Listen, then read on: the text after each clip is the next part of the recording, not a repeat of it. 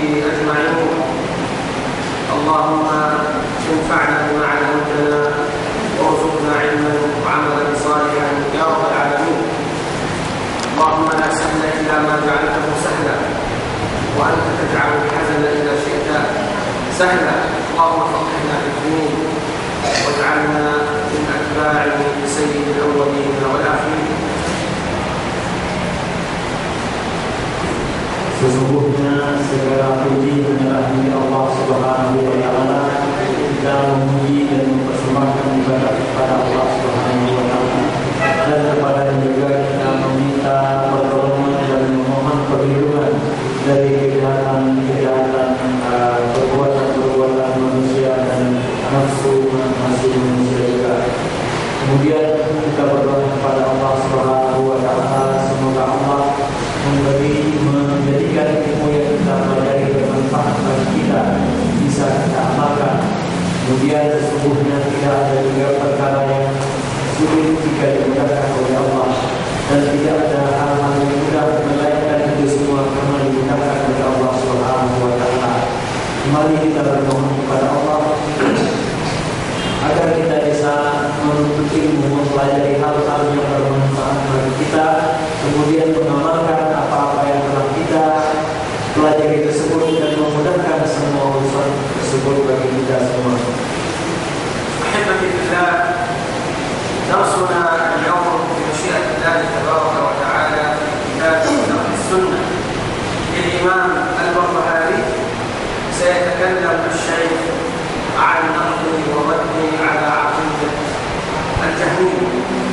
Saudara-saudara yang saya cintai, yang dirahmati Allah Subhanahu wa taala,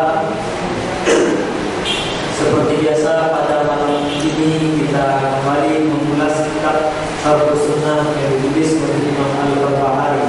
Pada malam hari ini kita akan membahas pembicaraan Imam Al-Barbahari tentang akidah dan keyakinan orang-orang Jahmiyah serta tanggapan-tanggapan atau jawaban-jawaban beliau terhadap syubhat-syubhat mereka. وقد يسأل سائل أو تسأل سائلة: لماذا أنتم في دروس العقيدة تذكرون فرقا قد انقرضت وانتهت وغير موجودة؟ Barangkali ada di antara saudara-saudara dan saudari-saudari yang bertanya, mengapa dalam majelis akidah ini kita membahas sebuah kelompok atau pemahaman yang barangkali sudah tidak ada lagi pada saat sekarang ini. ويقول السائل أيضا: لماذا تتكلمون على الفرق الموجودة في هذا العصر وفي هذا الزمان التي نعرفها؟ Mungkin juga ada yang bertanya dan melanjutkan pertanyaan tersebut, mengapa kita tidak cukup membicarakan kelompok-kelompok dan pemikiran-pemikiran yang ada dan dikenal pada saat ini. فنقول أولا: هؤلاء الجهمية لم ينقرضوا وإن كان الاسم قد تغير. Pertama kita katakan bahwa sesungguhnya pemikiran dan akidah orang-orang Jahmiyah tersebut belum habis, masih ada sampai sekarang, meskipun barangkali namanya tidak lagi Jahmiyah, namanya sudah berubah. Ya, namanya sudah lain, tetapi inti pemikiran dan akidahnya sebenarnya masih sama. فيسمون أنفسهم في هذا العصر العقلانيون العصرانيون. Mungkin pada saat sekarang ini mereka menamakan dirinya sebagai orang-orang Islami, artinya orang-orang yang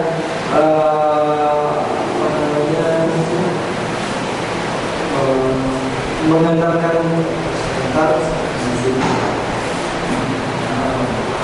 dalam masyarakat disebut dengan Islami, dan bahasa Indonesia biasanya sering disebut dengan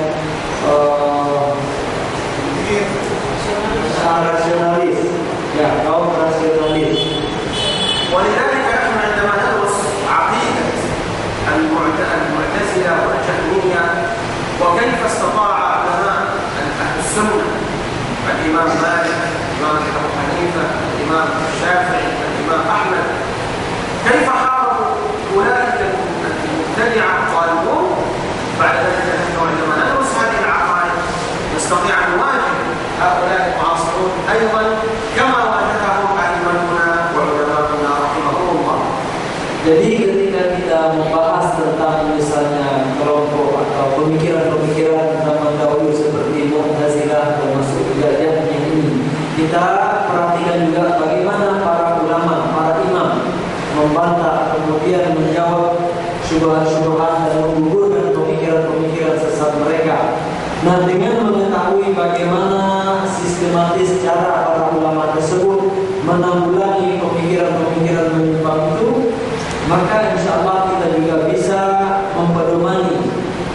cara metode atau manhaj para ulama kita menyikapi pemikiran-pemikiran yang ada saat ini, yang pada intinya ada kemiripan-kemiripan dengan pemahaman mereka, hanya saja namanya telah berubah.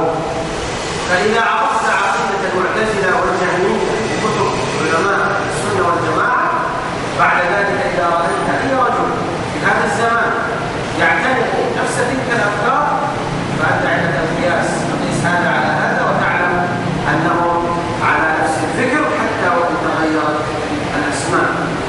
Dengan memahami misalnya pemikiran Mu'tazilah yang itu sudah muncul semenjak lebih dari 1000 tahun yang lalu, kita baca dengan sesama, kita pahami dengan baik dari kitab-kitab yang ada, maka kemudian ketika kita menghadapi atau bertemu dengan orang-orang pada masa sekarang ini yang menyampaikan pemikiran-pemikiran yang mirip, yang sama, maka kita sudah paham, kita sudah bisa membandingkan bahwa kalau begini pemikirannya berarti mereka sama dengan Mu'tazilah. وللأسف الشديد هذا الفكر فكر المعتزلة وفكر الجهمية بدأ يدخل حتى في جامعات المسلمين. Yang mesti yang patut kita sayangkan juga bahwa pemikiran-pemikiran yang menurut sebagian orang itu sudah habis seperti Mu'tazilah dan Jahmiyah, ternyata kita perhatikan saat ini sudah mulai menyusup dan masuk tumbuh berkembang ke perguruan-perguruan tinggi, bahkan perguruan tinggi Islam sendiri. ولذلك لا ينبغي أن نقول هذا الكلام أن هذه العقائد اندثرت وهذه الفرق اختفت، هذا غير صحيح. Oleh karena itu tidak benar jika kita menganggap dan mengatakan bahwa pemikiran-pemikiran ini telah habis, kelompok-kelompok tersebut telah punah. Tidak bisa kita katakan seperti itu. فلأنهم موجودون في هذا الزمان في لبنان فرقة اسمها فرقة الأحباش. هذه الفرقة أخذت كثير من عقائد المعتزلة والجهمية. Misalnya pada saat ini dalam bentuk nyata di daerah Libanon terdapat sebuah kelompok yang menamakan diri mereka Ahbas, dan ternyata mereka mengadopsi atau mengambil kebanyakan pemahaman-pemahaman orang-orang Mu'tazilah dan Jahmiyah. ويؤلفون الكتب وعندهم في الانترنت مواقع وعندهم في اليوتيوب كلام يتكلمون بنفس عقائد اجدادهم من الجهميه والمعتزله في هذا الزمان. Dan faktanya juga mereka giat menulis buku-buku, kemudian juga mereka membuka atau memiliki situs internet, kemudian terdapat juga muhadharah atau ceramah-ceramah yang diunggah atau disebarkan lewat media internet juga. Ini fakta yang kenyataan yang ada. Pemikiran-pemikiran yang mereka sampaikan sama dengan yang disampaikan oleh orang-orang Mu'tazilah dan Jahmiyah tersebut. وكذلك موجودون في عمان في الجزيره العربيه دوله اسمها عمان فيها فرقه من فرق الخوارج اسمها الاباضيه. هؤلاء ايضا بداوا يعتنقون عقيده المعتزله والجهميه. Demikian juga di kawasan lain masih di sekitar Arab, sebuah negara yang terkenal dengan nama Oman. Di situ ada sekelompok orang-orang Khawarij yang disebut dengan Ibadiyah. Nah, mereka pun pada saat ini mulai mengadopsi atau mulai mengambil paham-paham orang Mu'tazilah dan orang-orang Jahmiyah. إذن أحبتي في الله هذه الفرق الضالة موجودة وينبغي للمسلم أن يتوعى وأن يفهم وأن يعرف عقيدة أهل السنة والجماعة ويتمسك بها كما قال النبي صلى الله عليه وسلم في الحديث الصحيح: عليكم بسنتي وسنة الخلفاء الراشدين المهديين. ثم قال: عضوا عليها بالنواجذ وإياكم ومحدثات الأمور فإن كل محدثة بدعة وكل بدعة ضلالة وكل ضلالة في النار.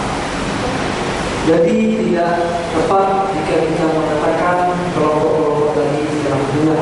Mereka masih ada sampai sekarang, Mu'tazilah, Jahmiyah dan kelompok-kelompok sesat lainnya. Oleh karena itu kewajiban kita sebagai muslim untuk memahami dengan baik akidah dan pemikiran ahlu sunnah wal jamaah, manhaj mereka. Karena Rasulullah SAW telah bersabda kewajiban kalian untuk berpegang sekuat-kuatnya dengan sunnati, dengan sunnah Rasulullah dan sunnah para ulama rasyidin sepeninggal beliau. Kemudian peganglah itu, berpedomanlah dengan sekuat-kuatnya dengan sunnah-sunnah tersebut, kata Rasulullah SAW. Kemudian jangan sekali-kali melakukan hal-hal yang baru yang tidak pernah diajarkan oleh Rasulullah SAW. Keyakinan-keyakinan yang tidak pernah diajarkan, disebutkan oleh Rasulullah SAW. Karena sesungguhnya hal-hal yang baru tersebut adalah bid'ah, dan setiap bid'ah adalah sesat, dan kesesatan tempat kembalinya adalah neraka. Demikian Rasulullah SAW kurang lebih menyampaikan. ولذلك أحبتي بالله أسهل عقيدة وأجمل عقيدة وتوافق الفطرة هي عقيدة أهل السنة والجماعة. Kita dapatkan juga sesungguhnya akidah pemikiran yang paling sederhana, yang paling gampang untuk memahami, dan yang paling sesuai dengan tabiat dan karakter kemanusiaan kita adalah akidah ahlu sunnah wal jamaah. ليس فيها فلسفة وليس فيها علم الكلام، وإنما واضحة حتى العالم الذي لا يقرأ ولا يكتب يستطيع أن يفهم هذه العقيدة. Akidah Ahlussunnah wal Jamaah tidak mengandung filsafat yang berbelit-belit, kemudian juga tidak berkaitan dengan ilmu kalam, sehingga akidah Ahlussunnah wal Jamaah bisa dipahami oleh semua orang, bahkan oleh orang-orang yang tidak bersekolah, orang-orang yang tidak bisa tulis baca. Insya Allah mereka dapat memahami akidah Ahlussunnah wal Jamaah. Demikian sederhana dan sesuai dengan fitrah kita manusia. ثم جاء أهل البدعة ونظروا إلى هذه العقيدة السهلة اللطيفة الجميلة، قالوا ما هذا؟ كيف هذه السهولة؟ لا بد أن تكون العقيدة معقدة وصعبة، فأدخلوا علم الكلام وأدخلوا الفلسفة، وأصبحت نقرأ أحيانا كتب بعض الكتاب عن العقيدة فلا تفهم ماذا يقولون. Berikutnya datanglah masanya orang-orang ahli bid'ah, mereka mulai memandang akidah ini, kemudian mereka berpikir mengapa sedemikian mudahnya masalah akidah ini, kok begini gampang sekali. Nah, pemikiran-pemikiran mereka yang berlebih-lebihan dalam agama ini ternyata menyeret mereka ke arah yang salah. Maka mereka pun memasukkan unsur-unsur di luar Islam ke dalam masalah-masalah akidah ini, filsafat, ilmu kalam dan lain sebagainya macamnya. Mereka susunkan, selipkan ke dalam akidah Islam, sehingga kita dapatkan barangkali ketika membaca kitab-kitab yang mereka tulis tentang akidah yang sudah disisipi oleh berbagai macam pemahaman yang dikenal dalam masalah filsafat, setelah kita baca ternyata sangat sulit sekali untuk memahaminya. ولكن بفضل الله تبارك وتعالى عقيدتهم مع هذا التعقيد الذي يظنونه سيجعلها قوية ولله في الحقيقة أوهى من بيت عنكبوت. Tetapi dengan izin Allah Subhanahu wa taala dan dengan pertolongan Allah Subhanahu wa taala, akidah, keyakinan mereka, pemikiran mereka yang mereka anggap dengan dukungan filsafat kajian yang begitu mendalam dan berbelit-belit tersebut akan membuatnya semakin kokoh dan ternyata sangat lemah sekali. Bahkan dengan begitu mudahnya ditolak dan ditanggapi oleh ulama-ulama kita. Ibaratnya akidah mereka lebih lemah daripada sarang laba-laba yang kita temukan di rumah. ولذلك كان هؤلاء زعماء الفرق الضالة كانوا يحبون ولا يحبون أن يناظروا علماء السنة والجماعة. Karena itu juga para pembesar mereka, ulama-ulama dari kelompok-kelompok yang menyimpang tersebut, mereka tidak suka, mereka berusaha lari, tidak mau berdiskusi dengan ulama-ulama ahli sunnah wal jamaah. Mereka menjauhinya. وسأذكر مثالا لعقيدة خاطئة وأضرب لكم كيف Berikut akan saya sampaikan contoh dari pemikiran penyimpang tersebut dan bagaimana kita lihat ternyata jawaban yang diberikan oleh ulama ternyata sederhana sekali. فمن عقيدة أهل السنة والجماعة أن الله جل وعلا على العرش استوى ونصف الله تبارك وتعالى بالعلو على خلقه جل وعلا. Di antara akidah Ahlussunnah wal Jamaah adalah kita meyakini Allah Subhanahu wa taala bersemayam di atasnya. Al-Arsy istawa sebagaimana disebutkan dalam Al-Qur'an. Kemudian Allah bersifat maha tinggi. Nah, demikian. فتجد بعض الفرق الضالة تنفي هذا الأمر وتقول الله عز وجل في كل مكان. Nah, kemudian ada kelompok-kelompok tadi orang-orang yang memikirkan masalah akidah ini, dia memakai filsafat, kemudian mereka tak meyakini sehingga mereka akhirnya berpendapat Allah itu ada di mana-mana. ولا يجوز أن نقول أن الله جل وعلا في السماء. Kemudian mereka juga mengatakan tak boleh tidak mengatakan Allah itu berada di langit sana. أليس كذلك؟ سمعتم بهذه العقيدة؟ Pernahkah Anda semua mendengar persoalan ini? إذا قابلت رجل أو امرأة ممن يعتقد هذه العقيدة أن الله في كل مكان اسأله سؤالا واحدا. Jika misalnya kita bertemu dengan orang-orang yang meyakini seperti ini, Allah itu ada di mana-mana katanya, maka sampaikan, tanyakan kepadanya sebuah pertanyaan saja. هل تؤمن بالإسراء والمعراج؟ Kita kata kepadanya, apakah Anda beriman dengan masalah Isra dan Mi'raj? هل يوجد مؤمن ينكر هذا الأمر؟ Apakah ada seorang mukmin yang mengingkari peristiwa Isra dan Mi'raj ini? إذا سألته سيقول نعم أؤمن بالإسراء والمعراج. Nah, tentu orang tadi tetap akan mengatakan saya beriman, saya yakin, saya percaya dengan Isra dan Mi'raj. ثم اسأله لماذا عرج بالنبي صلى الله عليه وسلم؟ لماذا عرج؟ Kemudian pertanyaan berikutnya kita tanyakan lagi, jika kamu atau tentu dia akan menjawab dia beriman dengan Isra dan Mi'raj. Nah, kemudian kita tanyakan, nah sekarang Anda yakin bahwa peristiwa Isra dan Mi'raj itu terjadi? Pertanyaan berikutnya, mengapa? Apa alasannya Rasulullah dimi'rajkan ke langit? لابد أنه سيقول لك لكي يقابل الله جل وعلا. Tentu dia akan menjawab, Rasulullah dimi'rajkan, dinaikkan ke langit untuk bertemu dengan Allah Subhanahu wa taala. طيب هل عرج به إلى أسفل الأرض أو عرج به إلى السماء؟ Apakah Rasulullah dimi'rajkan ke dasar bumi, ke bawah, atau ke langit, ke atas? عرج به إلى السماء حتى وصل إلى العرش حتى قابل الله جل وعلا وأكرمه الله تبارك وتعالى وقربه تلك المنزلة التي لم يصل إليها مخلوق. Jadi Rasulullah Isra'nya Mi'rajnya ke langit.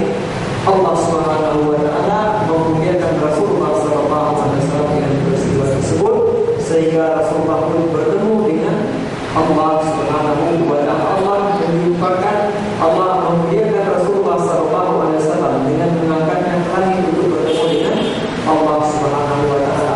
Sesuatu yang tidak dialami oleh orang lain. فإذا كان الله في كل مكان لماذا الرسول عليه الصلاة والسلام يصعد إلى السماء؟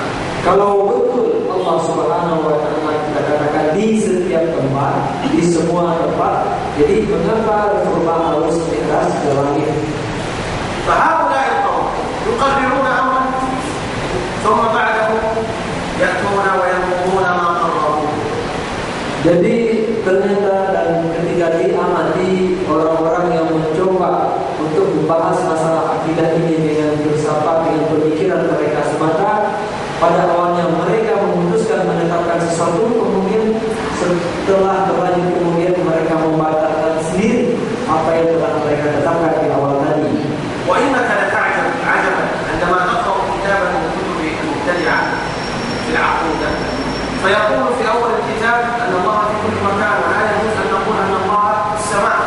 ثم تجده بعد ذلك يثبت المعراج وأن الرسول عليه الصلاة والسلام عرج به إلى السماء وقابل الله جل وعلا. هذا تناقض.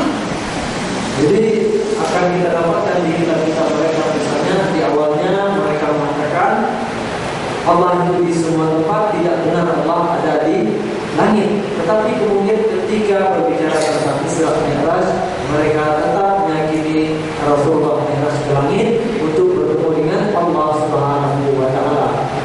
إذا لماذا التناقض في هذه العقائد غير عقيدة أهل السنة والجماعة؟ Jadi mengapa sampai terjadi peristiwa tolak belakang ini dalam akidah di luar akidah Ahli Sunnah wal Jamaah? Gimana? Apa sebabnya terjadi kontradiksi ini? Ada yang bertanya, apa sebab terjadi pertentangan, kontradiksi dalam keyakinan-keyakinan mereka, yaitu keyakinan orang-orang di luar Ahli Sunnah wal Jamaah? يقولون في الفلسفة وعلم الكلام بأن العقيدة هي من الله تبارك وتعالى. أما إذا كانت العقيدة من وضع عقول الناس فإنها سيكون هناك اختلاف، كما قال الله جل وعلا: ولو كان من عند غير الله لوجدوا فيه اختلافا كثيرا. Yang karena mereka membahas masalah-masalah akidah ini dengan filsafat, dengan kalam, itu semua adalah logika atau manusia. Sedangkan masalah akidah, masalah keyakinan dan kepercayaan, sebagaimana dikatakan Allah, itu semua berasal dari Allah Subhanahu wa taala. Masalah-masalah gaib yang tidak terjangkau oleh akal pikiran manusia. Oleh karena itu Allah mengatakan dalam Al-Quran, seandainya itu semua tidak berasal dari Allah, maka akan didapatkanlah pertentangan-pertentangan yang banyak di dalamnya. ولذلك تجد أن عقيدة أهل السنة والجماعة منذ عهد الصحابة إلى يومنا هذا لم تتغير ولم تتبدل. Nah, kita dapatkan juga ketika diteliti ternyata memang akidah Ahlussunnah wal Jamaah semenjak zaman sahabat radhiyallahu anhum sampai sekarang, akidah mereka tidak berubah-ubah, tidak ada yang baru, tidak ada yang bergeser-geser, tetap seperti semula. الصحابة رضي الله عنهم عندما كانوا يسمعون آيات الصفات من فم رسول الله صلى الله عليه وسلم لم يكونوا يسألون كيف ولماذا. عندما يسمعون مثلا قول الله تبارك وتعالى: الرحمن على العرش استوى، هل يقولوا كيف استوى يا رسول الله؟ أخبرنا كيف استوى. Para sahabat misalnya ketika mendengar ayat-ayat yang diturunkan berkenaan dengan sifat Allah Subhanahu wa taala, mereka tidak bertanya bagaimana ya Rasulullah, bagaimana caranya. Misalnya ketika dalam Al-Quran disebutkan Allah itu yang Maha Rahman, yang bersemayam di arasnya. Para sahabat tidak bertanya bagaimana caranya itu ya Rasulullah, kira-kira gimana tuh ininya, bentuknya gimana ya Rasulullah. Para sahabat tidak menanyakan hal itu. لأنهم تربوا على تنزيه الله تبارك وتعالى، فلذلك هم يعرفون والله عز وجل قد علمهم بقوله جل وعلا: ليس كمثله شيء وهو السميع البصير. Mengapa mereka tidak bertanya? Karena dari semula mereka sudah terdidik, terlatih untuk mensucikan Allah, untuk memurnikan Allah dari segala sesuatu permisalan. Kenapa? Karena mereka paham laisa kamitslihi syai'un, tidak ada sesuatu pun yang menyerupai Allah, yang sama dengan Allah, dan Allah itu Maha mendengar, Maha melihat. Jika tak ada satu pun yang menyerupainya, gimana pula kita mau menanyakan? ثم الله جل وعلا جعل المسلمين يشغلون بالأمور، مثلا يتفكرون في خلق الله تبارك وتعالى بما خلق. وهكذا الله جل وعلا في آيات كثيرة في القرآن الكريم يأمرنا أن نتفكر ونتدبر ونتذكر في خلق السماوات والأرض. Untuk mengalihkan kita umat Islam atau ahli sunnah wal jamaah dari pemikiran-pemikiran tadi, Allah Subhanahu wa Ta'ala menyibukkan kita, memerintahkan kita untuk menyibukkan diri, menyibukkan pemikiran kita, memikirkan makhluk-makhluk Allah, mentadaburi ciptaan Allah ini. Banyak sekali ayat-ayat yang memerintahkan kita untuk mentadaburi ciptaan Allah, memikirkan ciptaan Allah, kemudian berzikir, mengingat kepada Allah tentang kehebatan ciptaan Allah. Nah, jadi kita disuruh untuk memikirkan secara mendalam tentang ciptaan-ciptaan Allah, bukan kita lawan dengan pikiran kita tentang bagaimana Allah itu tidak. أفلا ينظرون إلى الإبل كيف خلقت وإلى السماء كيف رفعت وإلى الجبال كيف رسمت وإلى الأرض كيف سطحت. هكذا الله عز وجل يقول نتفكر في مخلوقاته. Misalnya disebutkan ayat, tidakkah mereka memperhatikan bagaimana unta itu diciptakan dan bagaimana langit itu ditinggikan dan bagaimana gunung-gunung itu ditetapkan, dikokohkan oleh Allah, dan bagaimana bumi ini dihamparkan. Artinya ketika itu semua kita perhatikan, dan nyatanya pun sampai sekarang belum tuntas-tuntas penelitian orang tentang ciptaan-ciptaan Allah tersebut. Inna fi khalqis samawati wal ardi wa ikhtilafil laili wan nahar la ayatin li ulil albab. Sesungguhnya pada penciptaan langit dan bumi, kemudian perbedaan siang dan malam, terdapat tanda-tanda bagi orang-orang yang berpikir. Hal amarna Allah tabaraka wa ta'ala fi ayatin wahidah an natafakkur fi dzatihi jalla wa ala. Apakah ada dalam Al-Quran Allah memerintahkan kita untuk memikirkan tentang zat Allah? Tidak. Wa Nabi sallallahu alaihi wasallam kadzalika lam ya'murna an natafakkur fi dzati Allah tabaraka wa ta'ala. Limadha? Lianna 'uqulana la tastati' an natafakkur fi dzati Allah tabaraka wa ta'ala. Demikian juga Rasulullah SAW tidak pernah sepatah kata pun memerintahkan kita dan para sahabat untuk berpikir dan memikirkan tentang zat Allah Subhanahu wa Ta'ala. Mengapa? Karena memang itu semua di luar batas kemampuan akal kita. Kullu hadhihi hudud likay la natajawazha wa nasil ila ma harrama Allah tabaraka wa ta'ala. Batasan-batasan ini diberikan oleh Allah dan Rasulnya supaya kita perhatikan, supaya kita tidak melanggar hal-hal yang diharamkan oleh Allah dan Rasulnya. Bal inna Allah jalla wa ala wada'a baina jambayna ar-ruh, hadhihi ar-ruh allati la na'rifu 'anha shay'an. Bahkan